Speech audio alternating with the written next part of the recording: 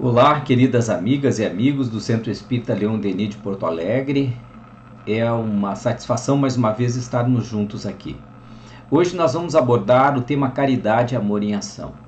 Antes de nós começarmos então a reflexão em torno do tema de hoje, eu gostaria de convidá-los para que nós fizéssemos uma leitura e preparássemos-nos então para a prece, antecedendo ao trabalho de palestra deste momento.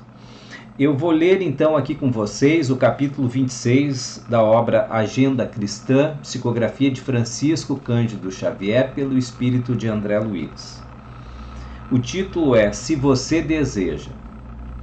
Se você deseja ser cristão efetivamente, perdendo, vencerá na batalha humana.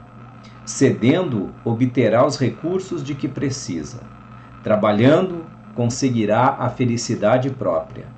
Perdoando, edificará em torno de si mesmo. Libertando, conquistará os outros. Suportando, resistirá na tempestade. Renunciando, ganhará tesouros imortais. Abençoando, salvará muitos. Sofrendo, terá mais luz. Sacrificando-se, encontrará a paz. Suando, purificar-se-á. E amando, iluminará sempre. Belíssimos conselhos do André Luiz nessa passagem, não é mesmo? Pois muito bem. Então vamos nos concentrar, aproveitar esse momento em que nós estamos juntos, rogando a proteção e o amparo daqueles benfeitores amigos do Centro Espírita Leon Denis de Porto Alegre, para que nesse momento possamos nós nos recolher à nossa intimidade e neste momento vasculhar os nossos valores, que eles possam ter o sedimento do ensinamento do Cristo como a base para todos os nossos voos intelectuais, sentimentais, que eles possam ser o leme de nossa jornada nesse grande oceano da vida. Em teu nome então, Senhor, em nome dos benfeitores amigos desta casa de muita luz, nós agradecemos este amparo e iniciamos então o nosso trabalho, e que assim possa ser. Pois muito bem, é um prazer mais uma vez estar aqui junto com vocês, e o propósito de hoje é nós analisarmos o tema caridade. Caridade, amor em ação. Eu vou começar com uma pequena história. A história de uma moça, de uma jovem, de uma brasileira. E que, de uma certa forma, não se encontram nos livros onde nós costumamos, talvez, retirar histórias bonitas, grandiosas, de pessoas renomadas, ilustres, mas é a história de uma pessoa normal, de uma pessoa simples, que tem feito aquilo que lhe é possível, aquilo que está na sua condição, para poder ajudar a si mesmo e ao próximo, sendo útil na sua vida, sendo útil aos cidadãos, às pessoas, aos vizinhos, aos parentes. Aquele trabalho de caridade simples, mas que é o essencial. Sem ser aquele trabalho de uma grande projeção, de uma grande revolução, de uma inserção social de grande relevância. Não, uma pessoa simples que mora num lugar extremamente simples e que faz um trabalho muito bonito e grandioso. Nós vamos falar da Edilaine. A Edilane, ela passou por momentos muito duros em sua vida. Ela nasceu numa família de classe média, pais que trabalhavam e que davam às suas filhas, eram 3 filhas desse casal, todo o conforto que elas precisavam. Inclusive, Edilane estudava numa escola particular. O sonho da Edilane era ser professora que nem a mãe. Ela achava que tinha jeito para isso. Então ela estudava numa escola de ensino normal e ela, à noite, ela fazia estágio numa outra escola. Então ela estava se encaminhando para esta tarefa de educadora. Porém, aos 15 anos, a vida dela muda completamente. Ela conhece um rapaz próximo da escola dela e ela acaba se apaixonando por esse rapaz. Aquela paixão de adolescente. A primeira paixão da Edilane, e ela se envolveu com aquele rapaz, sonhou com aquele rapaz. Para ela parecia que era o seu príncipe encantado. Porém, quando a mãe ficou sabendo desta intenção da Edilane, da vontade dela de namorar esse rapaz, tanto a mãe da Edilane quanto o pai foram contra. Porque esse rapaz, ele vendia salgados na frente da escola da Edilane. Então a mãe da Edilane dizia para elas: olha, esse rapaz não tem futuro. Não tem futuro para ti namorar com esse rapaz. Do que vai ser feita a vida de vocês? Tu recém está começando o teu estudo, a tua carreira, tem um caminho longo pela frente, mas o que será dele? Ele não tem o mesmo empuxo, a mesma vontade, a mesma possibilidade que tu tens de avançar na vida, de ser alguém na vida. Não, Edilane, tu não vai namorar com esse rapaz. Porém, a Edilane não obedeceu à mãe. Ela continuou encontrando com esse rapaz, começaram a namorar. Quando a mãe ficou sabendo, a mãe foi extremamente dura a Edilane. Colocou ela na beira, próxima a um divisor de um caminho. Diz: olha, a decisão é tua, Edilane. Ou tu acaba o namoro com esse rapaz e fica aqui em casa, continua os teus estudos, ou se tu decidir namorar com esse rapaz, então tu vai sofrer as consequências disso e nós vamos ser obrigados a pedir que tu te retire de casa. Nós não aceitamos terminantemente o teu namoro com esse rapaz. Porém, a Edilane deixou-se vencer pela paixão dela, pelo desejo dela, e ela acabou saindo de casa. Ela saiu de casa, foi viver na casa desse rapaz, numa vila, num puxado aos fundos da casa dos pais desse rapaz. Com o tempo ela percebeu que esse jovem era envolvido com o tráfico daquela região.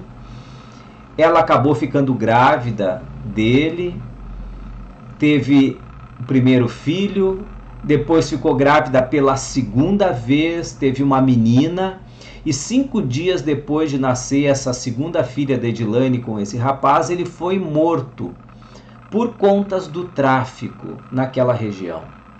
A Edilane então ficou sem moradia. Ela saiu da onde ela estava morando e com o tempo ela se relacionou com outro rapaz numa outra vila próxima. Ficou grávida tempos depois desse rapaz.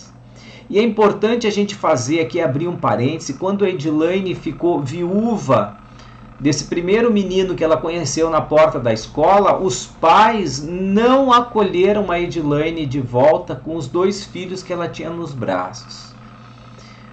Disseram que ela havia escolhido, selado o destino dela no momento que saíra de casa. Então agora a Edilane está morando só com essas 2 crianças, conhece um outro rapaz, passa a se relacionar com ele, engravida dele. E quando ela ficou grávida, pela 3ª vez agora desse segundo relacionamento, ela descobriu que esse companheiro do segundo relacionamento era portador da AIDS. E ela havia contraído o vírus da AIDS nos relacionamentos com esse rapaz, sem ele contar nada para ela.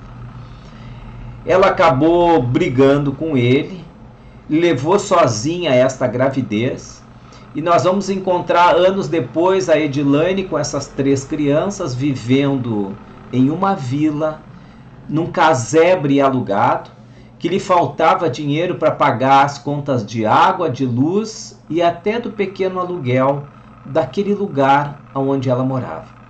A situação de saúde dela começou a se agravar por conta do descaso dela em buscar tratamento, e ela se encontrava numa situação extremamente delicada, financeiramente, emocionalmente e fisicamente em termos de saúde.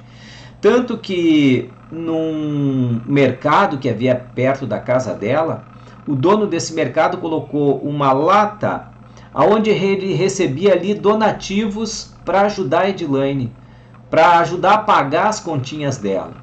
Um casal, em um determinado dia, chegou nesse mercado, viu aquela lata e perguntou: ajude a Edilane. Viram na lata escrito: mas quem é a Edilane? E o dono do mercado acabou contando a história. Eles ficaram emocionados com a história da Edilane, foram até lá e encontraram ela num estado físico extremamente deplorável, com aquelas 3 crianças em situações imundas, sem alimento. E esse casal então procurou dar ajuda a Edilane. Perguntou o que podiam fazer por ela. Ela disse assim, completamente desesperançada: olha, eu não tenho nada que vocês possam fazer por mim, eu estou apenas aguardando a morte chegar. Contou a situação dela: eu sou portadora da AIDS, a minha situação de saúde é difícil, de modo que eu estou aguardando apenas a morte chegar. Enfim, aí depois as crianças elas vão ter algum destino. Essa senhora saiu dali com uma dor muito grande no peito. Ela resolveu voltar e disse assim: mas se eu ficar com as crianças te ajuda? A Edilane diz assim: olha, eu agradeço se a senhora ficar com as crianças. Então tá, eu vou levá-las comigo e vou te ajudar na medida do possível. Levou os 3 filhos da Edilane, e a Edilane teve que sair daquele lugar onde ela estava, porque o aluguel não conseguia pagar. Ela conseguiu uma lona preta dessas de obras, um pedaço de ripa de madeira, e fez uma cabana improvisada numa parte de um terreno encharcado. E ali ela ficou alguns dias, até que ela começou a conviver com um centro comunitário, que havia na região da Cachimba, que é um lixão na cidade de Curitiba, mais ao sul de Curitiba, quase na divisa com a outra cidade. Então fizeram um aterro, era um lixão antigo, fizeram um aterro, e naquele aterro começou a ter uma ocupação urbana irregular, que era o bairro da Cachimba, o grande bairro da Cachimba. E ali a Edilane começou a morar. E ela conheceu um centro comunitário, ela começou a participar desse centro comunitário. E essa outra senhora que levou as crianças dela começou a ajudá-la. E ela foi se recuperando aos poucos. Essa senhora conseguiu material de construção, começou a edificar uma casinha pequena para Edilane. E com o tempo a Edilane foi se envolvendo nas atividades daquela comunidade. E ela percebeu que quando os pais saíam para trabalhar, para catar lixo, para catar papel, latinha, metal, as crianças ficavam sem ter o que fazer. E a Edilane, porque era sonho dela ser professora, ela teve uma ideia em começar a contar histórias para aquelas crianças enquanto os pais iam trabalhar. Então, depois daquele almoço comunitário, ela ficava com as crianças até o final de tarde, quando chegavam os pais. E ali ela começou um trabalho, sem ela se dar conta, de ajuda àquela comunidade. Ela, que era uma pessoa que precisava extremamente de ajuda, ela começou a ser alguém que foi protagonizar uma ação positiva para as crianças daquele bairro também. Aos poucos ela já estava com a casinha dela, as crianças estavam de volta, e ela começou a usar o próprio espaço onde ela morava para acolher estas outras crianças. 7 anos se passaram. E nesses 7 anos o que aconteceu é que a casa da Edilane se ampliou, se tornou uma referência naquele bairro de acolhimento dos jovens, e hoje ela atende aproximadamente 170 crianças todos os dias. É chamado Projeto Livraria da Cachimba, Biblioteca da Cachimba, melhor dizendo, Projeto Biblioteca da Cachimba. E ela recebe todos os dias 170 crianças. Ela dá almoço, faz encontros de histórias, lúdicos, desenhos, auxílio ao tema. E nos dias de festa maior, como o Dia das Crianças, Natal, 2.000 crianças vão até a casa dela para essas grandes festas. E ela diz, a pessoa que lhe entrevistava, olha, eu na minha vida sempre quis ter um chá de bebê e nunca pude. Hoje a Biblioteca da Cachimba faz um chá de bebês para todas as mães grávidas aqui do bairro. Quando eu estava doente, nunca ninguém foi me visitar, pois a Biblioteca da Cachimba conhece todas as pessoas aqui do bairro, as pessoas ligadas às crianças que nós atendemos, e nenhuma daquelas que ficam doentes ficam sem a atenção da Biblioteca da Cachimba. Nós vamos lá também, damos atenção, agasalho, amparo, acolhimento. E quantas vezes as minhas latinhas de comida ficaram vazias e eu e meus filhos morrendo de fome. Pois agora a Biblioteca da Cachimba ajuda também a colocar um pouco de alimento na despensa das casas dessas famílias. Esse é o caso de Edilane, que nenhum de nós conhece, porque não está nos grandes livros, nas grandes revistas. É um caso de uma pessoa simples, do nosso querido povo, da nossa comunidade, e que faz um trabalho diferenciado aonde ela está, porque ela realiza este amor em ação. Ela que for em um determinado momento dela objeto da ação, do carinho, de atenção para alguém, tão logo ela pôde se recuperar, ela começou a ajudar. E até hoje os pais da Edilane não a visitam, não conhecem seus filhos. Os pais da Edilane não acompanharam o nascimento dos seus netos. Mas nem por isso ela deixa de ser uma pessoa amarga, uma pessoa entristecida. Ela ajuda para que a tristeza dos outros seja menor, seja acolhida, e ela tem um futuro diferente. Então a Edilane, ela nos dá a dimensão desse espírito de utilidade aonde quer que nós estejamos. Tem uma passagem no Evangelho de Lucas que é conhecido como a parábola do mal rico. Kardec colocou essa parábola no capítulo 16, não se pode servir a Deus e a Mamon. E esta parábola ela fala então de um mal rico e de um enfermo que tinha chagas pelo corpo e que era um ambulante, um viajante da vida, um mendigo, que ficava na porta da casa deste mal rico. Vejam, nesta parábola, esse mal rico não tem nome, porém, aquela pessoa que ficava ali, o mendigo que ficava na porta dele, tem nome. É Lázaro, o nome desse mendigo. Vejam, Jesus não deu nome ao mal rico, mas deu nome, deu identidade àquela pessoa enferma, aquele mendigo. Tanto que Lázaro em hebraico quer dizer Deus salvou. E a gente vai entender o porquê desse nome Deus salvou nessa parábola.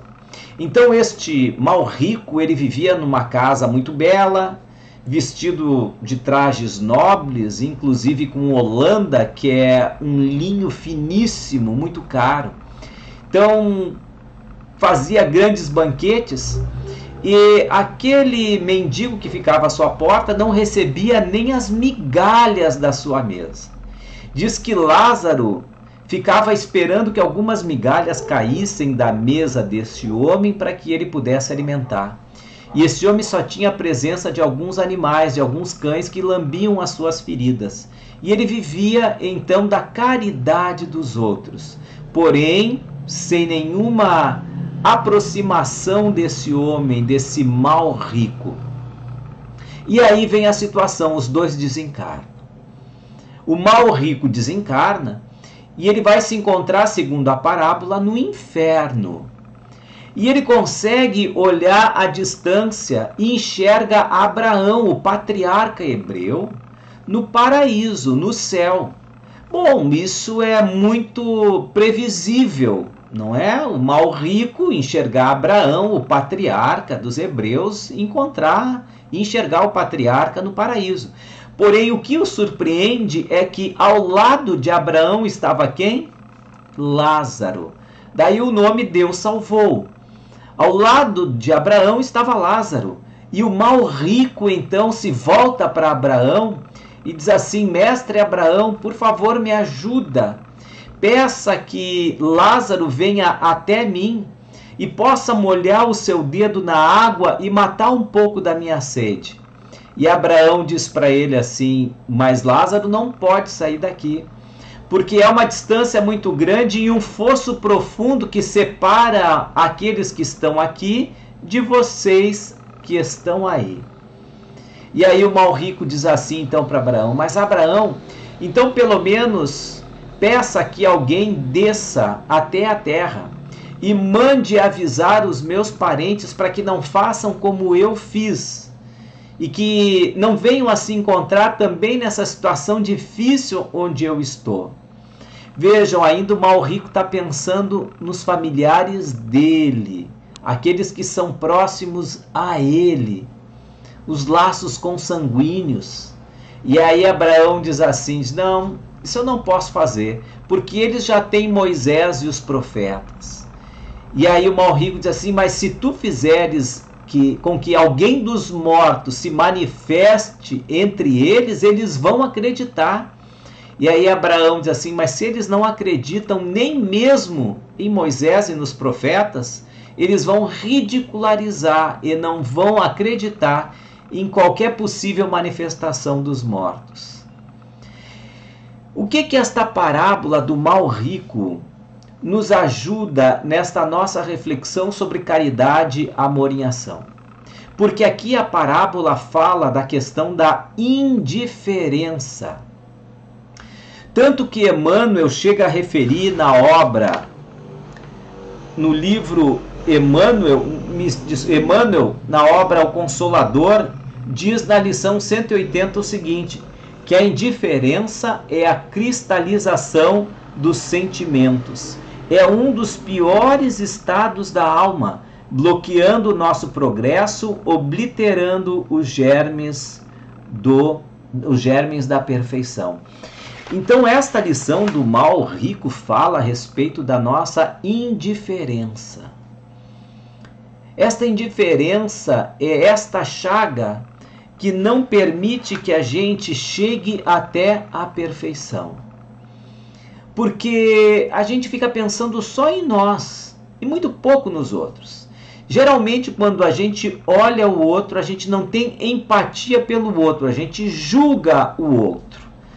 O mal rico talvez julgasse o Lázaro, julgasse o pedinte. Por que ele está fazendo aí? Por que ele não trabalhou? Então a gente fica julgando.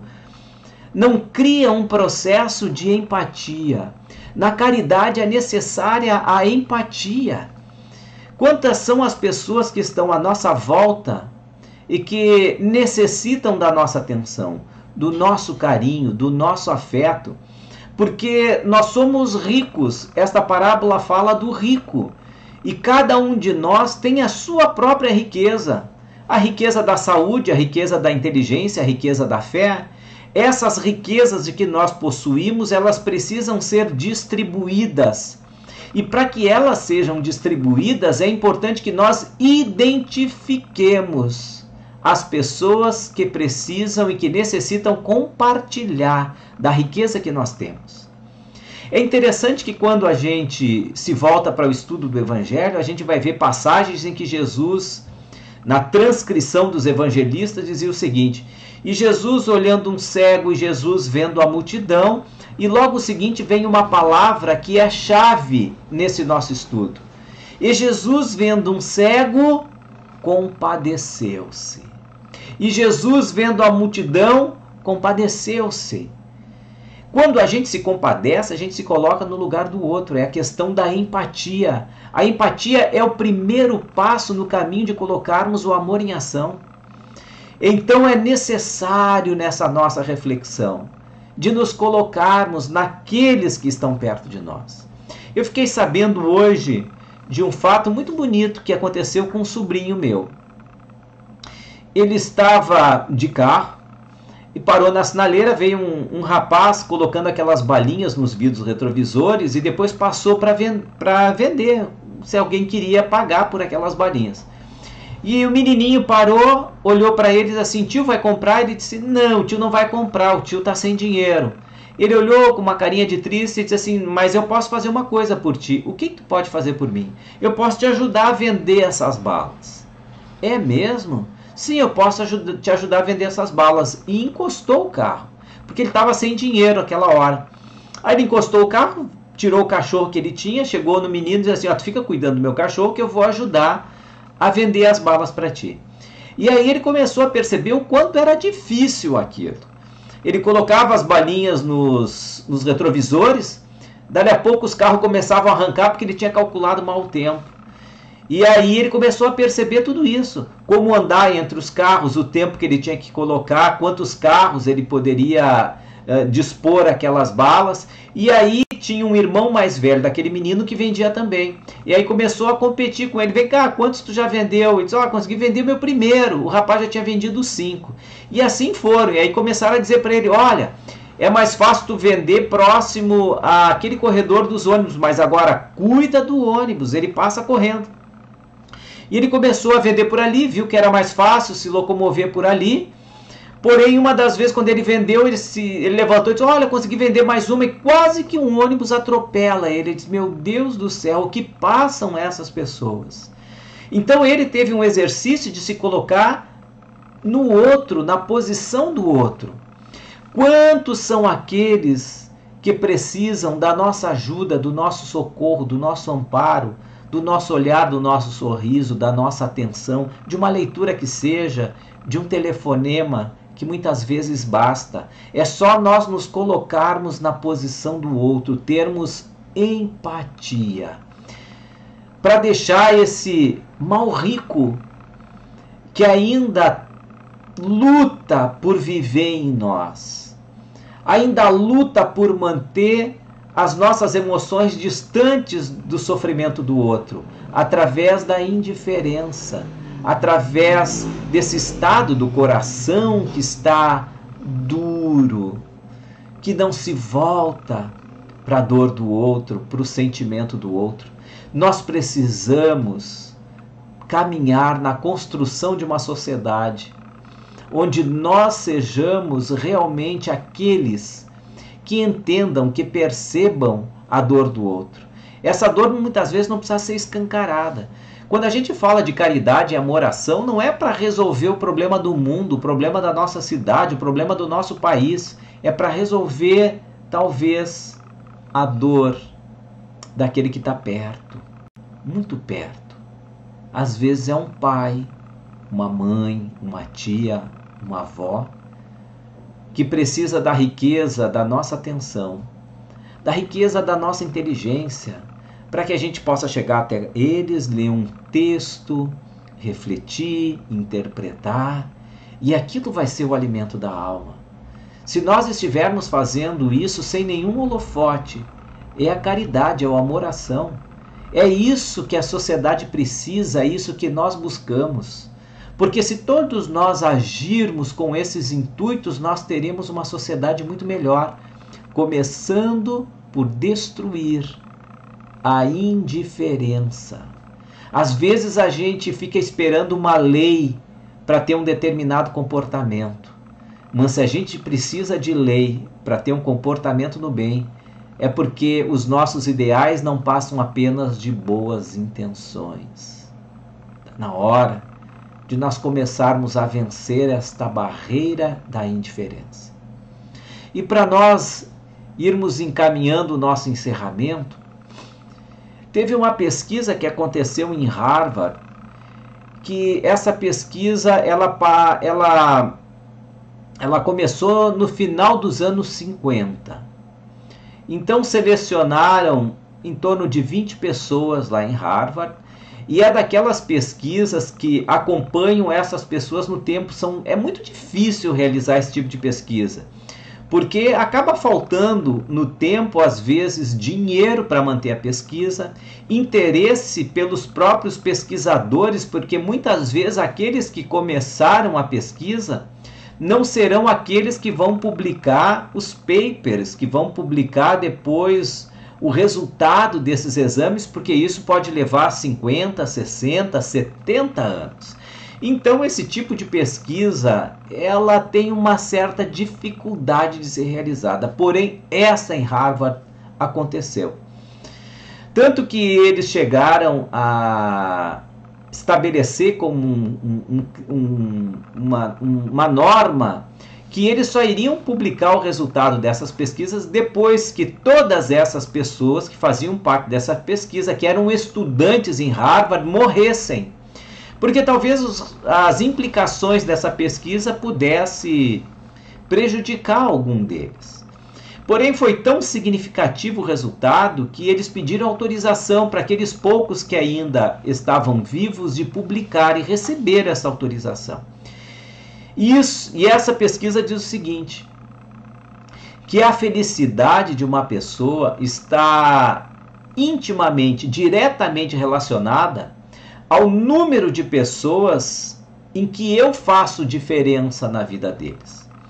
Quanto mais pessoas eu me envolvo, eu sou importante na vida dessas pessoas, mais feliz eu sou.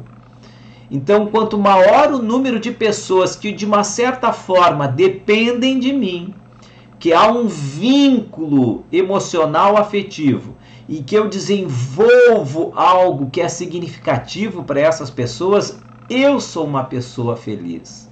Então a felicidade que eles observaram neste exame, nessa pesquisa, foi a felicidade que decorre de fazer o bem, de ajudar o próximo. Então vejam, foram mais de 50 anos de estudos, foram quilos e quilos de papéis com relatórios, para ao final de tudo isso, mais de 20 milhões de dólares gasto para chegar à seguinte conclusão, que fora da caridade não há salvação. Por isto esta reflexão de hoje. Esta é a moral da nossa vida. Este é o recado de Deus para todos nós. Ame para ser feliz. Ame para se libertar. Nós somos objetos de amor de Deus intensamente. Deus está nos ajudando a toda hora, a todo momento.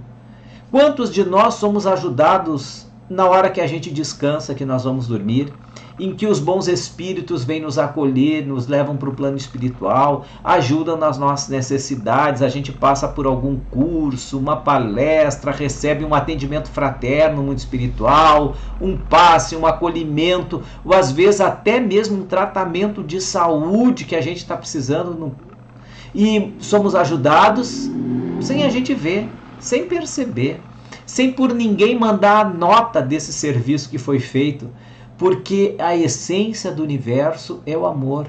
Do amor as criaturas se alimentam e pelo amor nós nos desenvolvemos. Então, meus amados, a mensagem de hoje era sobre caridade, amor em ação. Vamos deixar com que este mal rico, indiferente às dores dos outros, seja tomado, envolvido por esse amor constante e fraterno de Deus por todos nós, para que nós sejamos também alguém importante, útil na vida de alguém, compartilhando as nossas riquezas. Deus abençoe a todos nós. Muito obrigado pelo convite que me fizeram, para que a gente pudesse estar juntos mais uma vez. E até uma próxima oportunidade. Vamos então fazer a nossa prece de encerramento, rogando a Deus que nesta hora penetre em nossos lares, Senhor. Que os nossos lares possam ser a morada do Teu amor e que nas nossas mentes caibam apenas esse sentimento belíssimo que mantém a criatura viva, altiva, esperançosa, sempre voltada para o bem, porque exercita o amor em todos os momentos de sua vida.